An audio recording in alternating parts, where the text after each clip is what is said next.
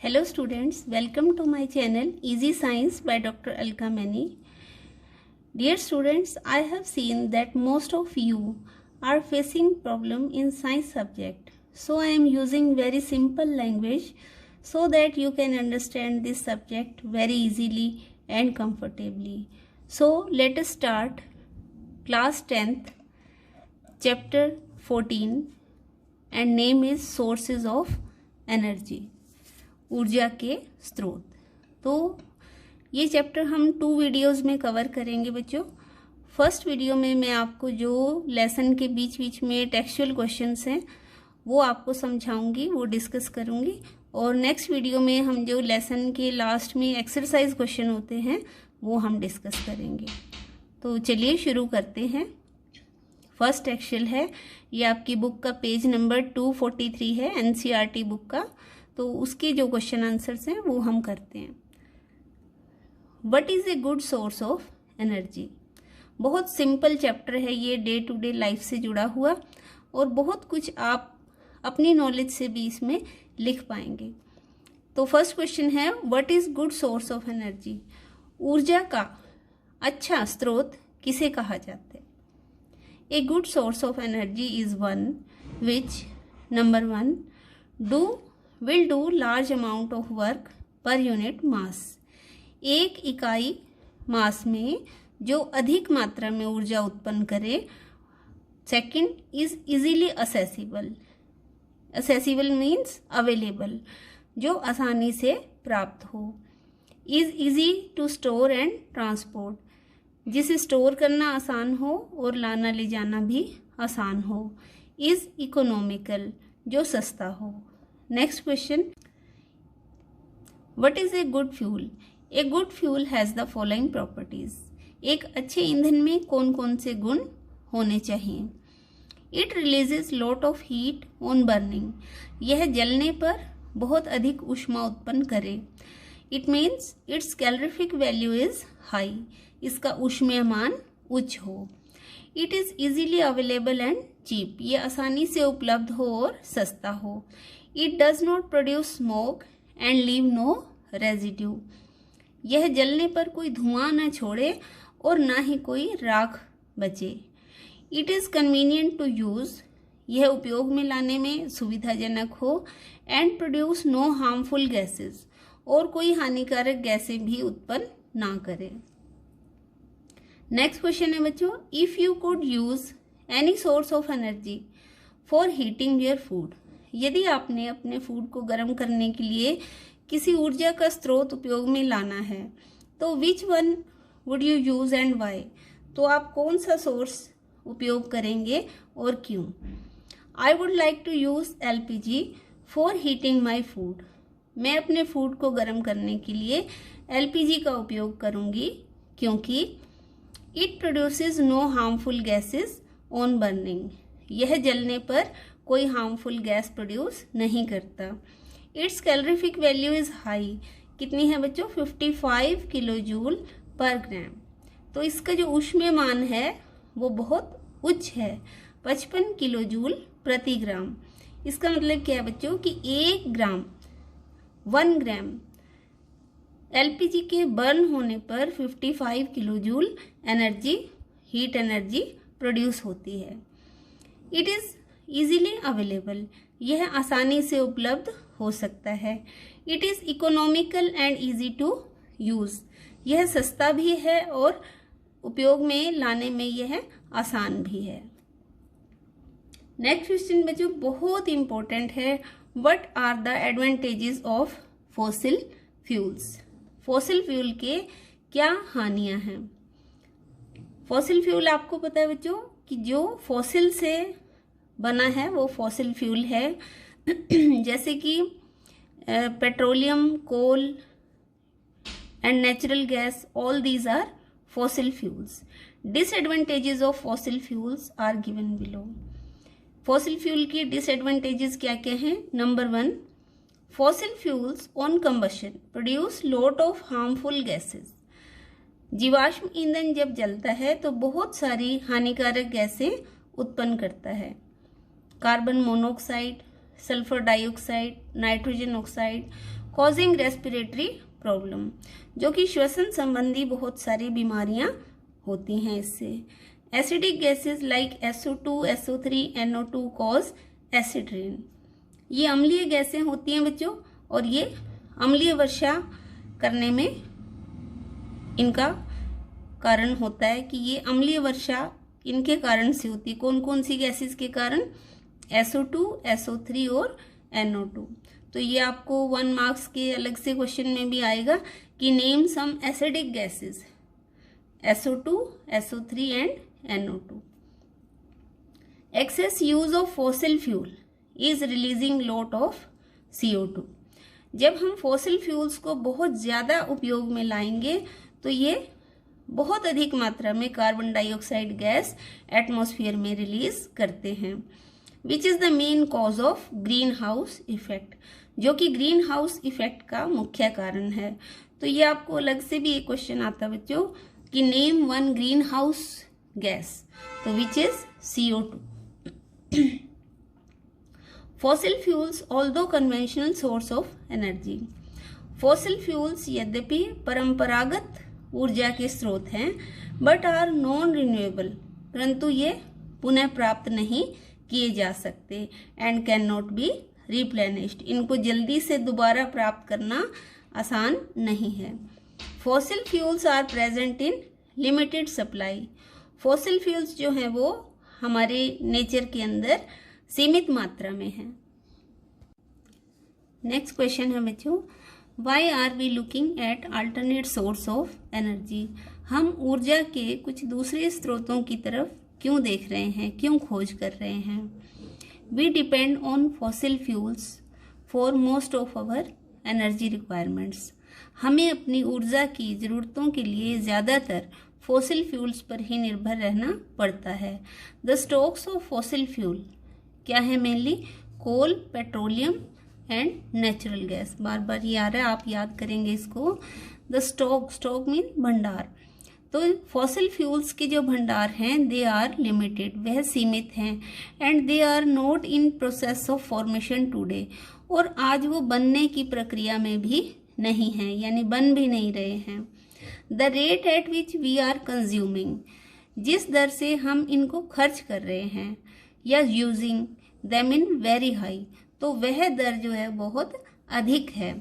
So they will not last long, इसलिए ये ज़्यादा समय तक नहीं चलेंगे, but will get exhausted soon, और शीघ्र ही ख़त्म हो जाएंगे। Modern civilisation is much dependent on energy sources. जो आधुनिक सभ्यता है, आजकल की जो सभ्यता है, वह ऊर्जा के स्रोतों पर बहुत ज़्यादा निर्भर करती है। So we are looking at alternate source of energy, इसलिए हम ऊर्जा के कुछ दूसरे स्रोतों की ओर भी देख रहे हैं, ढूंढ रहे हैं। कौन कौन से? Non conventional sources of energy, ऊर्जा के गैर परंपरागत स्रोत, और रिन्यूएबल सोर्स ऑफ एनर्जी, या ऐसे ऊर्जा के स्रोत जो बार बार हमें मिलते रहेंगे। तो ऐसे कौन कौन से हैं बच्चों? Solar energy, wind energy and hydro energy. सौर ऊर्जा, जल ऊर्जा और विद्युत ऊर्जा, ये ऊर्जा के रिन्यूएबल सोर्स ऑफ एनर्जी हैं। How has the traditional use of wind and water energy been modified for our convenience? क्या बोल रहा है इस क्वेश्चन के अंदर कि किस प्रकार वायु और जल के जो परंपरागत उपयोग थे उनको हमने कैसे चेंज कर लिया है अपनी सुविधा के अनुसार। पहले परंपरागत में क्या था कि हम धूप में कपड़े सुखा देते हैं, तो हवा से जो है कपड़े सूख जाएंगे, और विंड वाटर एनर्जी का उपयोग हम करते थे लॉग्स को नीचे लाने के लिए। जैसे नदियों में बड़े बड़े जो लॉग्स हैं, वुडन लॉग्स, उनको काट कर डाल दिया जाता था और वो पानी के फ्लो के साथ साथ नीचे आ जाते थे। इस तरह के ये विंड के ट्रेडिशनल यूजेस थे, पर इनको अब हमने कैसे चेंज किया देखते हैं। Wind energy was traditionally used for lifting water और for grinding flour by using single wind mill. तो विंड एनर्जी पहले किस प्रकार से उपयोग में लाई जाती थी कि पानी को ऊपर उठाने के लिए या फिर अनाज पीसने के लिए। कैसे? एक सिंगल विंड मिल यूज करके, एक अकेली पवन चक्की यूज करके।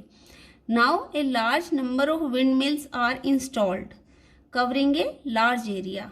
अब एक बहुत बड़े क्षेत्र में बहुत बड़ी संख्या में विंड मिल्स लगा दी जाती हैं in the form of wind farm, और उसको क्या कहते हैं? Wind farm. Wind energy farm are now used to generate electric power. तो फिर जब इतनी बड़ी संख्या में ये विंड मिल्स चलती हैं और इकट्ठी जो ये एनर्जी प्रोड्यूस करती हैं, और उससे हम क्या जनरेट कर सकते हैं? Electric power. Kinetic energy of flowing water was used to transport heavy logs of wood। तो बहते हुए पानी में कौन सी एनर्जी होती है बच्चों? Kinetic energy. काइनेटिक एनर्जी क्या होती है? The energy for by the movement of any object. जब कोई चीज मूव करती है और उसके मूव करने से जो एनर्जी प्रोड्यूस होती है, that is kinetic energy. Energy due to motion. तो काइनेटिक एनर्जी, पानी के बहने से जो काइनेटिक एनर्जी थी, उस एनर्जी का यूज हम करते थे हैवी लॉग्स ऑफ वुड को नीचे लाने के लिए, ऊपर पहाड़ी से नीचे के क्षेत्रों में। Now huge quantity of water is collected in big, large and small dams. अब क्या किया जाता है कि इस पानी को इकट्ठा कर लिया जाता है डैम के अंदर, and this was artificial. This way artificial lake और वाटर रेजर्वायर्स आर क्रिएटेड। इस प्रकार क्या कर लेते हैं कि आर्टिफिशियल लेक्स बना लेते हैं या पानी के भंडार बना लेते हैं। And the potential and kinetic energy of water in a reservoir is used to generate hydro power electricity. और फिर उस पानी की जो पोटेंशियल एनर्जी है, उसकी पोजीशन के कारण, और क्योंकि उसको बहुत ऊंचाई से नीचे गिराया जाएगा, तो उसमें कौन सी एनर्जी आ जाएगी? Kinetic energy. तो इन दोनों एनर्जी को यूज करके क्या जनरेट करते हैं? इलेक्ट्रिसिटी। उस पानी से इलेक्ट्रिसिटी बनने को फिर क्या कहते हैं? Hydro power electricity, which fulfils nearly 35% of our energy requirements. जो हमारी ऊर्जा की 35% जरूरतों को पूरा करती है।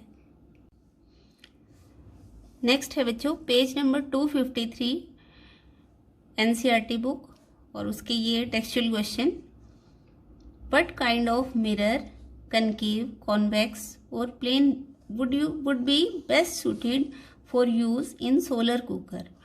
तो सोलर कुकर में इन 3 टाइप्स के मिरर हैं, उनमें से कौन सा सबसे बेस्ट रहेगा? कनकेव, कॉन्वेक्स और प्लेन, एंड वाई। क्यों हम कौन सा यूज करेंगे और उसे क्यों यूज करेंगे, आपको रीजन भी देना है। Concave mirrors are best suited for use in solar cookers. तो सोलर कुकर में सबसे अच्छा जो मिरर रहेगा वो कौन सा? Concave mirror. These mirrors can concentrate solar radiations to a point. क्योंकि आपको पता है कि इस मिरर की नेचर कैसी है कि ये रेडिएशंस को एक पॉइंट पर इकट्ठा कर देता है, और इन ए स्मॉल पोर्शन, या फिर बहुत थोड़े एरिया में सोलर रेडिएशंस को इकट्ठा कर देगा। It helps to obtain high temperature, जिसके कारण वो रेडिएशंस बिखरी नहीं रहेंगी, एक जगह पर जब कंसंट्रेट हो जाएंगी, इकट्ठी हो जाएंगी, तो टेम्परेचर बहुत हाई हो जाएगा। And making cooking process fast, और टेम्परेचर हाई होने से जो कुकिंग का प्रोसेस है, खाना बनाने की क्रिया है, वो तेज हो जाएगी। तो बेस्ट सूटेड मिरर कौन सा है? Concave mirror. क्यों? क्योंकि वो रेडिएशंस को एक स्मॉल पोर्शन में या एक पॉइंट पर कंसंट्रेट कर देता है, इकट्ठा कर देता है। नेक्स्ट क्वेश्चन बहुत इंपॉर्टेंट है बच्चों। What are the limitations of energy that can be obtained from oceans. समुद्रों से मिलने वाली जो एनर्जी है उनकी क्या सीमाएं हैं? लिमिटेशंस मतलब सीमाएं। In oceans energy is available in a number of different forms. समुद्रों से हमें अलग अलग रूप में ऊर्जा प्राप्त होती है। किस किस फॉर्म में? Tidal energy, wave energy, oceanic thermal energy OTE and biomass. इन सब फॉर्म में हमको ओशन से एनर्जी मिलती है। But there are certain limitations of oceanic energy. परंतु ओशन से मिलने वाली ये जो एनर्जी की फॉर्म्स हैं, इनकी कुछ सीमाएं हैं, कुछ लिमिटेशंस हैं। क्या लिमिटेशंस हैं? The tides mean rise and fall of water, पानी का ऊंचे उठना और नीचे गिरना। लहरें जो आती हैं, tides, do not provide enough energy, उनमें इतनी ज़्यादा ऊर्जा नहीं होती that can B commercially exploited economically, कि जिसे हम व्यापारिक स्तर पर जिसका उपयोग कर सकें और ऐसा करना सस्ता भी हो। तो यानी ये जो प्रोसेस है ये बहुत खर्चीला होता है, बहुत एक्सपेंसिव होता है और इससे हमें इतनी ज़्यादा एनर्जी भी नहीं मिलती। ये 2 इसकी लिमिटेशंस हैं।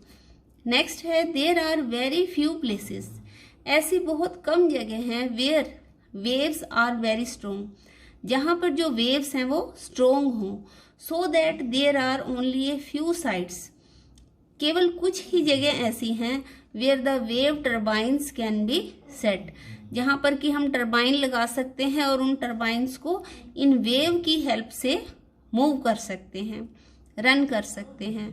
And the wave energy can be harvested, और वेव से जो एनर्जी मिलेगी उसका हम उपयोग कर सकें। तो ऐसी बहुत कम जगह हैं। ये लिमिटेशन है इसकी कि वेव एनर्जी जो है, वेव्स इतनी स्ट्रोंग नहीं होती कि वो टर्बाइन को चला सकें। नेक्स्ट है बच्चों OTE ऊपर हमने पढ़ा था, इसकी फुल फॉर्म आपने याद करनी है, oceanic thermal energy. OTE can be harvested, oceanic thermal energy को हम केवल तभी उपयोग में ला सकते हैं, हार्वेस्टेड मीन्स उपयोग में ला सकते हैं, if the temperature between layers of water, अगर पानी की 2 लेयर्स के बीच में 20 डिग्री सेल्सियस, बहुत इंपॉर्टेंट बात है ये, आपको लर्न करनी है कि अगर पानी की डिफरेंट लेयर्स के बीच में 20 डिग्री सेल्सियस टेम्परेचर का या इससे ज़्यादा का डिफरेंस हो और ये लेयर्स कितनी डेप्थ में हो, डेप्थ ऑफ 2 किलोमीटर, 2 किलोमीटर की गहराई हो इन लेयर्स की जो है, so the possibility of ammonia based turbine is also limited, और इसीलिए जो ऐसे टर्बाइंस जो अमोनिया की हेल्प से चलाए जा सके वो भी बहुत लिमिटेड हैं। नेक्स्ट है बच्चों oceanic water aquatic ecosystem is a rich source of biomass. कहते हैं कि समुद्र का पानी जिसमें कि पूरा एक्वेटिक सिस्टम रहता है, कि छोटी fishes, small fishes, large fishes, crocodile and all aquatic animals, तो ये सब एक रिच सोर्स है बायोमास का, and which is use to produce manure. फिर लास्ट में इससे क्या बनती है, manure. And biomass although can be used in big biogas plants as fuel production of electricity.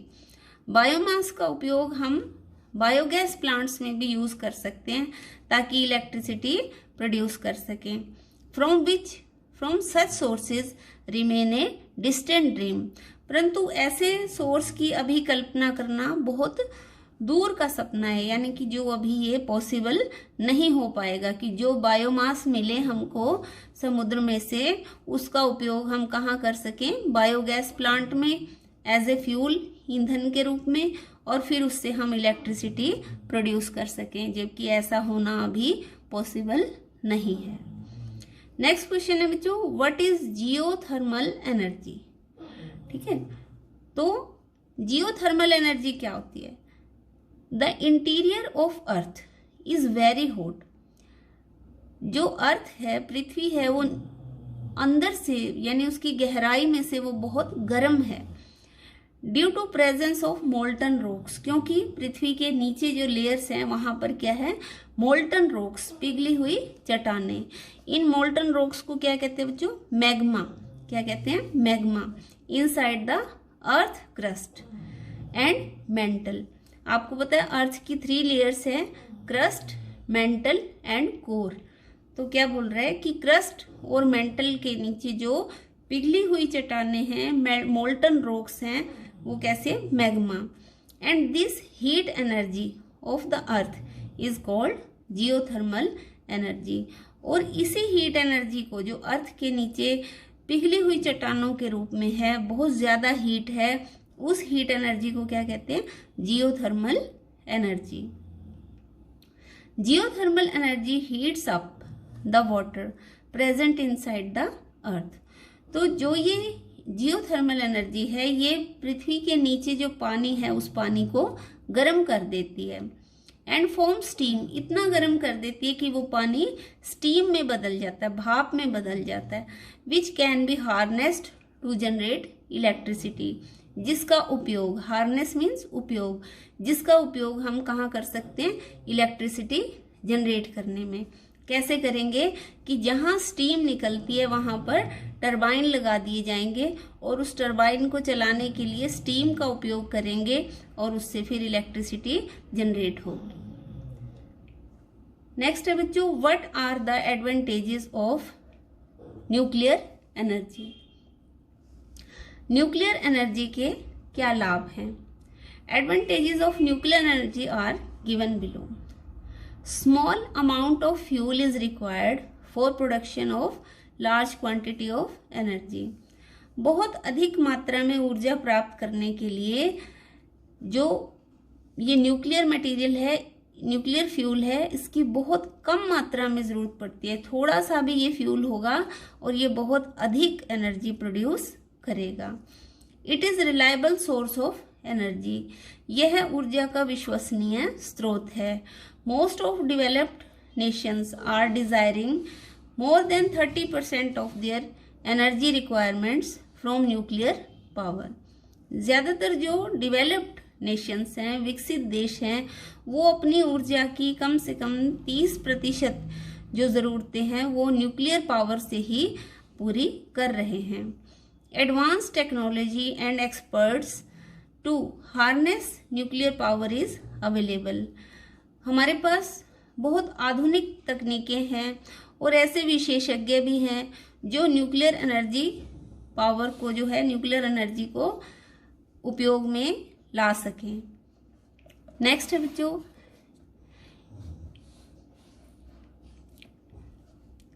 It's cost production is very much comparable with the thermal power. तो इसकी जो cost आएगी वो भी थर्मल पावर की तुलना में थोड़ी ज्यादा है। Keeping in mind the Indian experience it is safe. और यदि हम अपने इंडियन एक्सपीरियंस, भारतीय अनुभव का ध्यान करें तो यह एक सुरक्षित ईंधन है न्यूक्लियर एनर्जी प्राप्त करना। नेक्स्ट है बच्चों आपके एनसीईआरटी का पेज नंबर 253, उसके ये क्वेश्चन है, can any source of energy be pollution free, why और वाई नॉट। क्या ऊर्जा का कोई स्रोत पोल्यूशन फ्री हो सकता है, क्यों या फिर क्यों नहीं? No, any source of energy can not be pollution free. नहीं, ऊर्जा का कोई भी स्रोत पोल्यूशन फ्री नहीं हो सकता, प्रदूषण मुक्त, प्रदूषण रहित नहीं हो सकता। We can think that source of energy like LPG, CNG etc. do not create pollution. हम ऐसा सोचते हैं कि LPG, CNG किसी प्रकार का पोल्यूशन नहीं क्रिएट करते, but it is not true, परंतु यह सच नहीं है। The major gas which they release into the atmosphere is CO2। मुख्य गैस जो ये जलने पर रिलीज करते हैं कौन सी है? Carbon dioxide. Increasing concentration of CO2 in the atmosphere is causing green house effect. क्योंकि कंसंट्रेशन CO2 की बढ़ती जा रही है एनवायरनमेंट के अंदर, हमारे एटमॉस्फेयर के अंदर, और जिसके कारण हीटिंग इफेक्ट बढ़ता जा रहा है और ग्रीन हाउस इफेक्ट भी बढ़ता जा रहा है। नेक्स्ट है हाइड्रो पावर। हाइड्रो पावर कौन सी? जो हमें जल से मिलती है। Which we sometime mention as a non polluting source, जिसे हम कई बार ऐसा कहते हैं कि ये नॉन पोल्यूटिंग सोर्स है। Is also not free from ill effects, यह भी अपने बुरे प्रभावों से मुक्त नहीं है। इसमें क्या प्रॉब्लम है बच्चों, क्या लिमिटेशन है इसकी, कि लार्ज लैंड मास इकोसिस्टम, बहुत बड़ा एरिया और ecosystem, habitations get submerged under water. तो अगर हम हाइड्रो पावर प्लांट जहाँ जिस एरिया में लगाए जाते हैं तो बहुत बड़े एरिया में डैम बनाना पड़ता है। उस डैम में वाली जगह पर जो जहाँ डैम बनाया जाएगा वहाँ का इकोसिस्टम, वहाँ का सारा लैंड मास एरिया, वहाँ की हैबिटेशन, ये सब गेट सबमर्ज्ड अंडर वाटर, ये सब पानी के नीचे डूब जाएंगे due to building of large big dams causing ecological imbalance, जिसके कारण पारिस्थितिक असंतुलन उत्पन्न हो जाएगा। Moreover, production of machinery utilised for harnessing energy resources also cause lot of pollution. जब बहुत सारी मशीनरी यूज की जाएगी ऊर्जा का उपयोग करने के लिए तो भी बहुत सा पोल्यूशन प्रोड्यूस होगा, प्रदूषण होगा। नेक्स्ट क्वेश्चन बहुत important, hydrogen has been used as a rocket fuel. Hydrogen का उपयोग रॉकेट फ्यूल में किया जाता है।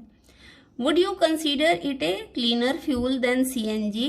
क्या आप इसे सीएनजी की तुलना में एक स्वच्छ ईंधन मानते हो? वाई और वाई नॉट, क्यों या फिर क्यों नहीं? Hydrogen is a good fuel with highest calorific value 150 kilojoule पर ग्राम। बहुत इंपॉर्टेंट है बच्चों ये कि हाइड्रोजन एक अच्छा ईंधन है जिसकी की calorific value 150 kilo joules per ग्राम है।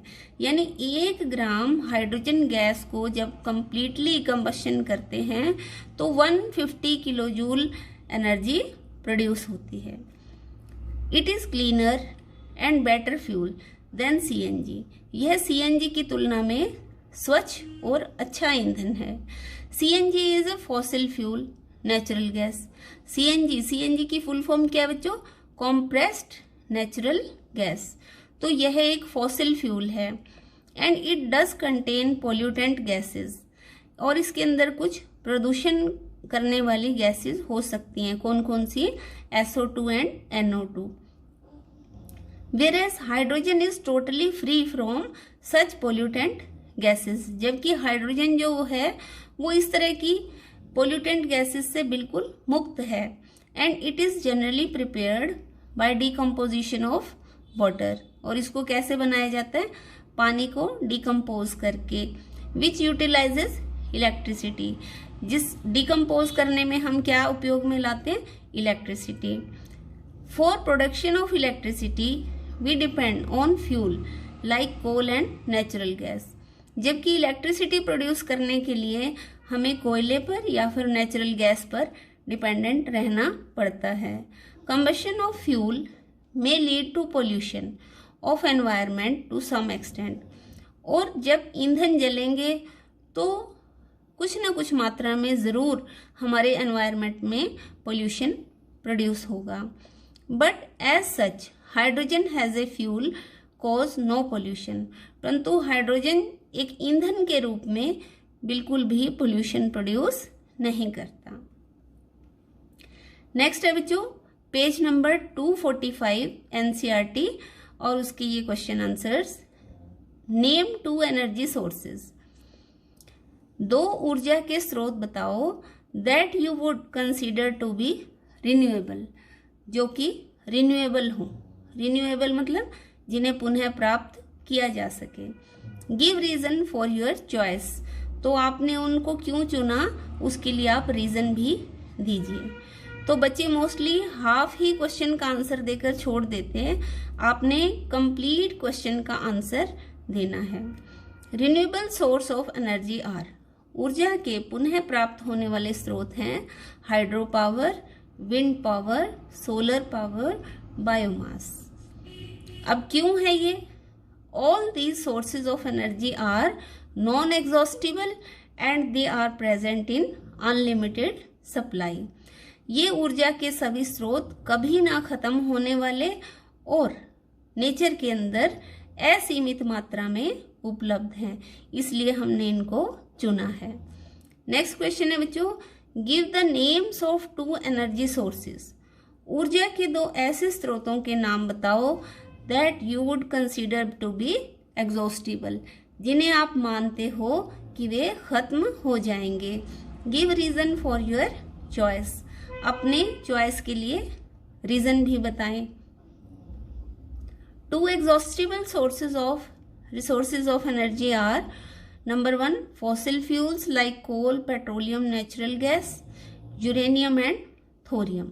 स्टूडेंट्स, आपको यदि मेरी ये वीडियो अच्छी लगी हो तो आप इसे लाइक कीजिए एंड सब्सक्राइब कीजिए। Thank you.